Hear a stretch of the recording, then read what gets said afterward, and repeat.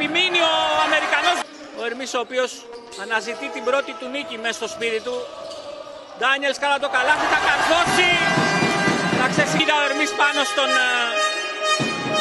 Στεν Σοκ.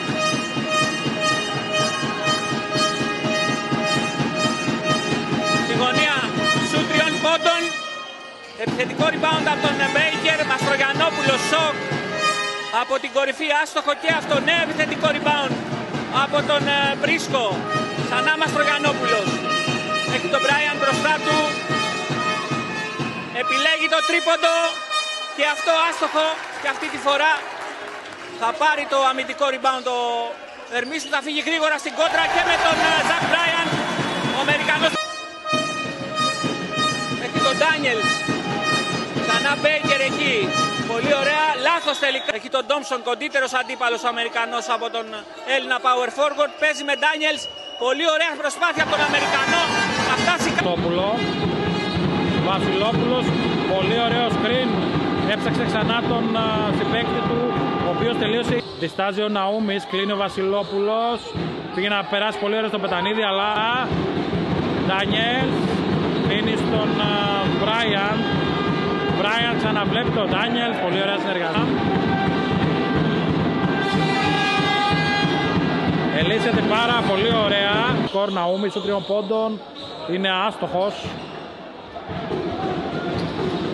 Και εδώ ο Ναούμις θα ψάξει ένα σουτ. Αγγελόπουλος, τελειώνει ο χρόνος, 9 δεύτερα. Ζητάει ένα σκρίνο ο Αμπατζάς. Θα ανοίξει το διάδρομο από την κορυφή. Όμως δεν θα του κάνει το χατήρι μπάλα. Στο δεύτερο ημίχρονο, αν θέλει να μείνει ζωντανός για την νίκη. Αγγελόπουλος, 35 δεύτερα. Ντάνιελς χάνει την πρώτη προσπάθεια, με τη δεύτερη ο Αμερικανός το πίεσε μέχρι τέλους. Τσουμάνης, Λάσπερ θα δώσει στο Μολφέτα μέσα από τη γραμμή των 6,75, ίσα ίσα που η μπάλα. Ο γηπεδούχος, ο φιλοξενούμενος Χαρόλης Τουρκούπης. Μολφέτας, πολύ δυνατή άμυνα.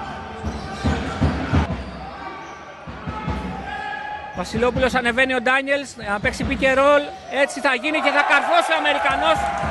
Ο Σταματογιάννης θα βγει, θα καθυστερήσει να δώσει βάθος στην άμυνά του.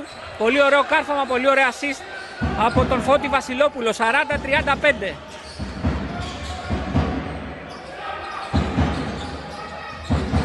Ζαρκαδούλας θα παίξει με Σταματογιάννη, δεν θα περάσει μπάλα, θα είναι φάουλη.